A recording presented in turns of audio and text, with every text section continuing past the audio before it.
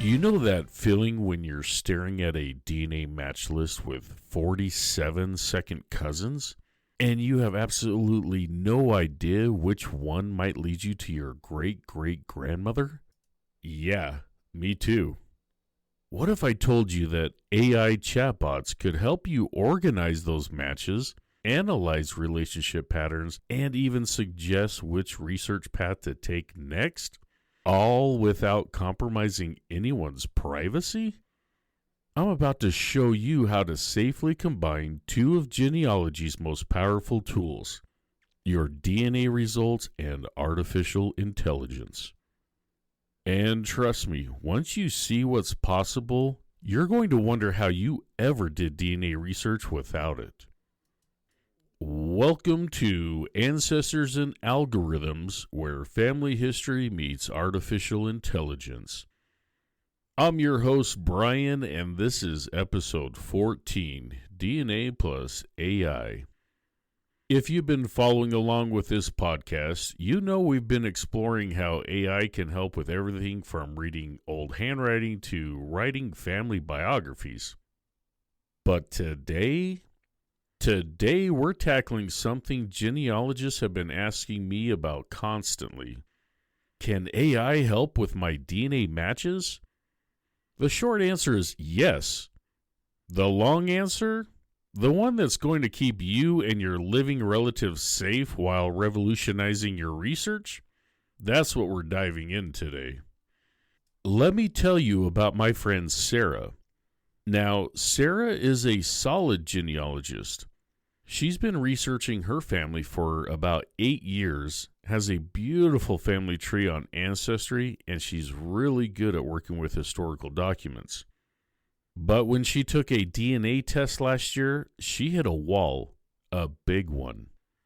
Sarah's grandmother was adopted in 1942, and Sarah has been trying to identify her biological family for years. When that DNA test came back, she had over 1,200 matches. 1,200! And the closest match that wasn't a known relative was someone named DJK 1978, who shared 387 centimorgans with her. Sarah did what most of us do. She stared at that number. 387 centimorgans. She Googled it. She looked at the shared CM project chart. She knew this person was probably a second cousin, maybe a first cousin once removed, possibly a half first cousin twice removed. There were like 7 different possibilities. Then she looked at DJK's 1978's family tree. It had 12 people in it, no surnames in common with Sarah's tree. And DJK 1978 hadn't logged into Ancestry in 3 years. Sarah called me, frustrated. I have all this DNA data, she said, but I don't know what to do with it. I don't know which matches to focus on, how to organize them, or even where to start. And here's the thing, Sarah's situation is not unique. So many genealogists are sitting on DNA results that could crack their biggest brick walls, but they're drowning in data. This is where AI comes in, but not in the way you might think. Here's what I need you to understand right from the start. AI chatbots cannot access your DNA databases. They can't search Ancestry or 23andMe for you. They can't look up your matches or run comparisons in the background. But what they can do is help you think through your DNA puzzles, organize your information, analyze patterns, and suggest research strategies based on the relationships you're seeing. And that, my friends, is exactly what AI is designed for. AI is your research assistant, not your researcher. That golden rule we talk about in every episode, it applies double when we're talking about DNA.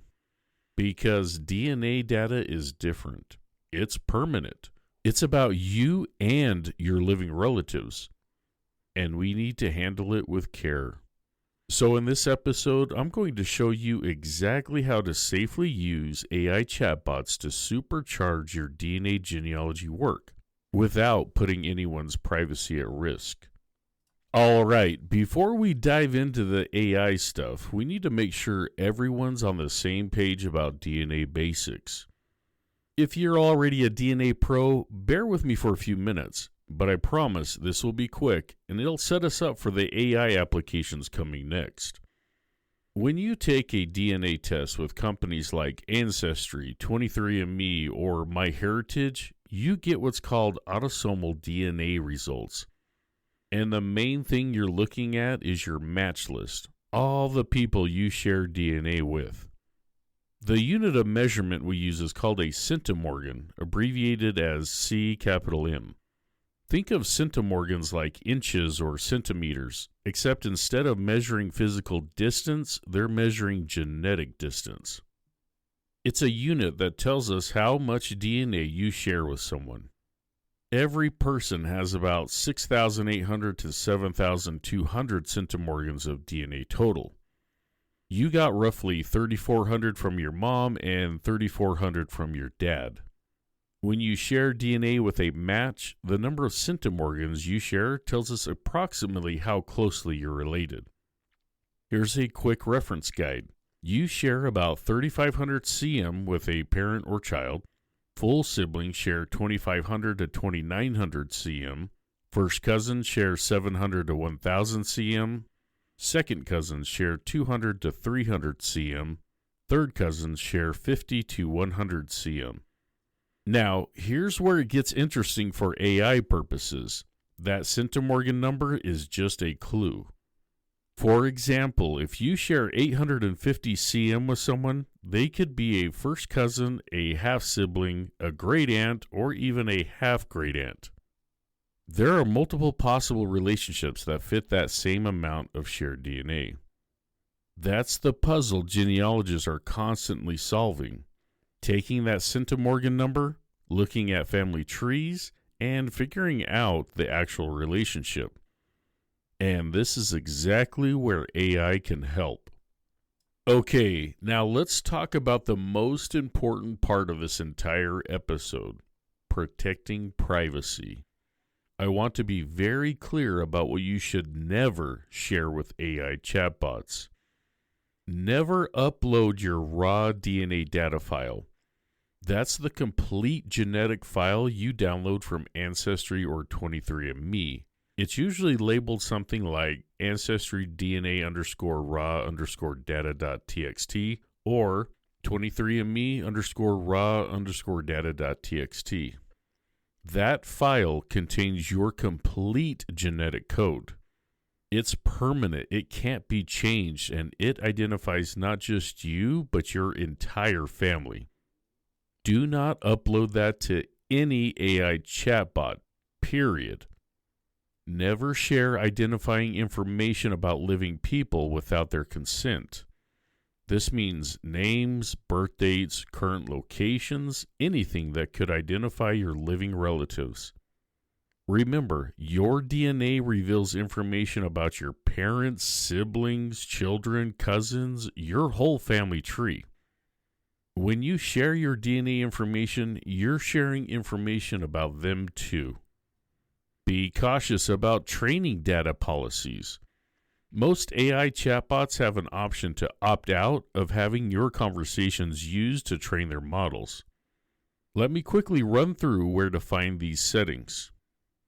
For ChatGPT, go to your profile, click Settings, then Data Controls, and toggle off Improve the model for everyone. For Claude, go to Settings, then Privacy, and toggle off Help Improve Claude. For Gemini, go to myactivity.google.com/product/Gemini and turn off Gemini Apps Activity. For Perplexity, in Settings, find Preferences and then AI Data Retention and toggle that off. Now, I'm not saying this to scare you. I'm saying this to empower you. Because when you know how to protect privacy, you can use these tools with confidence. So what can we safely share with AI? A lot, actually. centimorgan numbers without names. You can absolutely share things like, I have a match who shares 387 centimorgans with me. Or, match A shares 850 centimorgans, match B shares 425 centimorgans. The AI doesn't need to know who these people are, just the relationships. Anonymized match lists. Create a simple spreadsheet or list where you label your matches as match 1, match 2, match 3, and include their centimorgan amounts and maybe what side of the family you think they're on. No names, no usernames, no identifying details. General DNA questions. You can ask things like, how are two people related if they share 245 centimorgans? Or, explain X DNA inheritance to me. Or, what does it mean when three people triangulate on chromosome 7? Research strategy questions. This is where it gets really powerful. You can say, I have 3 second cousin matches on my paternal side, and they all descend from different children of the same couple. What research strategy should I use to identify my unknown great-great-grandfather? See how we're giving AI the puzzle without giving it anyone's private information? That's the sweet spot. Now let's talk about which AI chatbots are actually available and what they can do. As of October 2025, you've got several solid options. ChatGPT from OpenAI has multiple versions. There's a free version, a Go version for about $5 a month in select countries, Plus for $20 a month, and Pro for $200 a month. For most genealogists, the free version or Plus version will work just fine for DNA questions. ChatGPT has GPT-5, their flagship model, and also GPT-5 Thinking for more complex reasoning tasks. Claude from Anthropic also has tiers, free, Pro at $20 a month, and Max at $200 a month. Claude Sonnet 4.5 is their latest model, and it also has a thinking version. I find Claude particularly good for organizing complex information and creating diagrams, which can be really helpful for DNA work.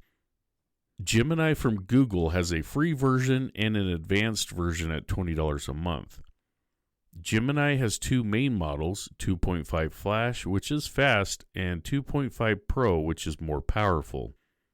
Gemini is great if you're already in the Google ecosystem. Perplexity is interesting because it gives you access to multiple AI models in one place. The free version works well, but Pro at $20 a month lets you choose between GPT-5, Claude, Gemini, Grok, and others. If you like testing different AI models for the same task, Perplexity is worth considering. For DNA genealogy work specifically, I've found that Claude is excellent for creating visual diagrams of relationships. ChatGPT is great for explaining complex concepts in simple terms, and Perplexity is fantastic when you need it to search current genealogy resources while thinking through your problem. You don't need to subscribe to all of them. Start with the free versions, see which one you vibe with, and then consider upgrading if you find yourself using it daily. All right, now for the good stuff. Let me show you 5 specific ways to use AI with your DNA results. Technique number 1, relationship analysis. Create a simple list of your top unidentified matches with their centimorgan numbers. Then ask AI, quote, I have these DNA matches. Match A shares 387 centimorgans. Match B shares 423 centimorgans. Match C shares 198 centimorgans. What are the most likely relationships for each, and how should I prioritize researching them? End quote. The AI will give you probability ranges and explain why certain relationships are more likely than others. Technique number 2, match pattern recognition. Let's say you have 6 matches who all seem to be related to each other, but you can't figure out the pattern. Create an anonymized list. Match 1 shares 425 centimorgans with me. Match 2 shares 380 centimorgans with me and 850 centimorgans with match 1.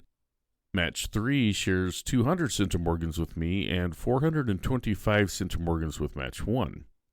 Then ask, quote, based on these shared centimorgan amounts, how are these people likely related to each other and to me, end quote. Technique number 3, research strategy planning. This is where AI really shines. You can say, quote, I'm trying to identify my great-great-grandfather born around 1880 in Ohio. I have 3 second cousin DNA matches who all descend from siblings in that generation, but their trees don't overlap with mine. What research strategy should I use to connect our families, end quote. The AI will suggest approaches like looking for siblings' marriages, checking migration patterns, or researching in specific record types. Technique number 4, creating descendancy charts. You can use AI, particularly Claude, to help you create visual charts of your matches' relationships. You can provide a family structure in text form and ask it to create a diagram showing how everyone connects. This is incredibly helpful for understanding complex relationship patterns. Technique number 5, learning DNA concepts. Don't understand what XDNA is? Confused about how triangulation works? Ask your AI chatbot. Say, quote, explain XDNA inheritance in simple terms with an example, end quote. Or, quote, I don't understand DNA triangulation. Can you explain it using a simple family scenario, end quote? And remember, this is where our golden rule comes back.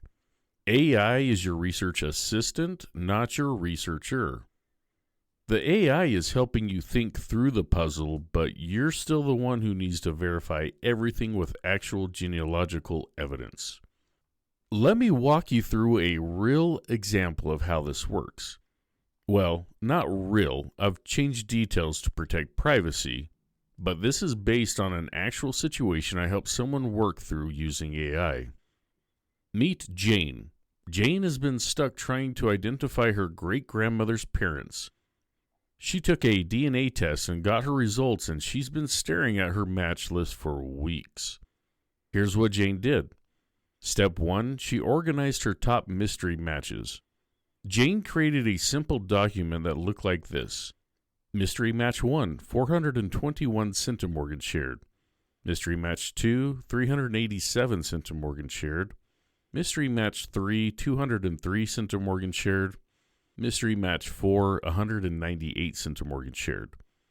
She noticed that mystery match 1 and 2 both had ancestors from Kentucky in their trees, and mystery match 3 and 4 both had ancestors from Tennessee. Step 2, she asked Claude for help analyzing the pattern.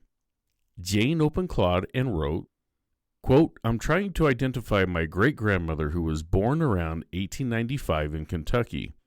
I have 4 DNA matches I can't connect to my tree. Match 1 shares 421 centimorgan, match 2 shares 387 centimorgan, match 3 shares 203 centimorgan, and match 4 shares 198 centimorgan. Matches 1 and 2 both have Kentucky ancestors, while matches 3 and 4 have Tennessee ancestors. What might this pattern tell me, and what's the most likely relationship scenario, end quote. Claude responded with an analysis suggesting that matches 1 and 2 were probably second cousins, potentially from one side of her great-grandmother's family, while matches 3 and 4 were likely second cousins once removed, possibly from the other side. It also suggested that geographic split might indicate her great-grandmother's parents came from different states. Step 3, she asked for a research strategy.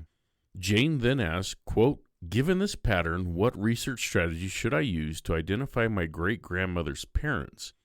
What records should I prioritize, end quote. The AI suggested research marriages between Kentucky and Tennessee families in the 1890s, look for migration patterns from Tennessee to Kentucky, check for land records showing families from both states and neighboring counties, build out the trees of matches 1 and 2 to find their common ancestors. Look for the surname patterns that appear in both Kentucky and Tennessee matches. Step 4, she asked Claude to create a visual. Jane said, quote, "Can you create a simple diagram showing how these matches might connect to my unknown great-grandmother?" End quote. Claude created a text-based family tree diagram showing the hypothetical relationships, which helped Jane visualize what she was looking for. Step 5, she verified with actual research. And here's the critical part. Jane didn't stop at AI. She took the AI suggestions and went to work in the actual historical records. She found a Kentucky marriage record, located census records, and confirmed the relationship through documentation. The AI had given her the road map, but Jane did the genealogy. That's the power of combining AI and DNA. The AI helps you see patterns, organize your thinking, and plan your strategy. But you're still the researcher who does the actual verification. Okay, it's time for your homework assignment. This week, I want you to pick one DNA mystery match, someone you haven't been able to connect to your tree. Create an anonymized description, the centimorgan amount you share, any geographic patterns you notice, and what you know about their family tree without using names. Then, open up a free AI chatbot, ChatGPT, Claude, or Gemini, and Perplexity, and ask it to help you analyze the relationship and suggest research strategies. Take notes on what the AI suggests.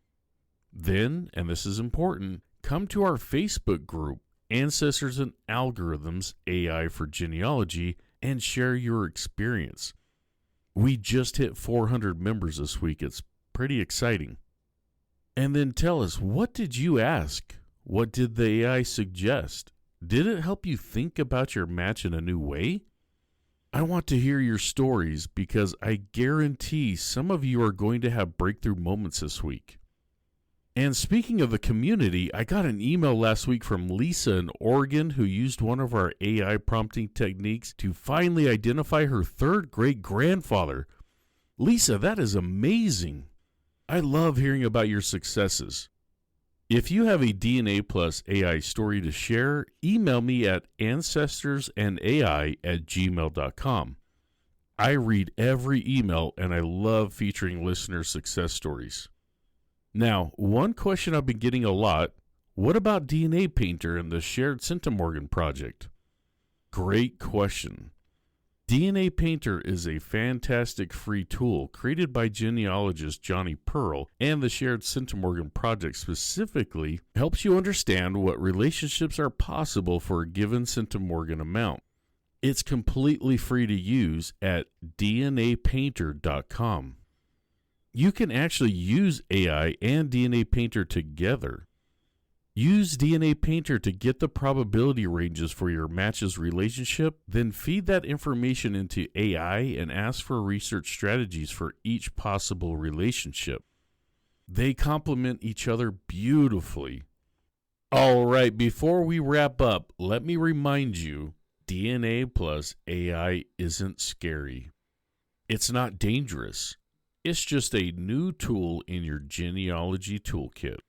And like any tool, when you use it properly, with care, with ethics, and with privacy protection, it becomes incredibly powerful. You're not replacing traditional genealogy, you're enhancing it. You're giving yourself a research partner that can help you think through complex patterns and plan better strategies. And that's pretty revolutionary. So here's what we covered today. First, we talked about DNA basics, what centimorgans are, and how relationships work. Then we established the privacy foundation, what never to share and what's safe. We explored which AI chatbots are available and what makes each one useful. And finally, we walked through practical techniques for combining AI and DNA safely.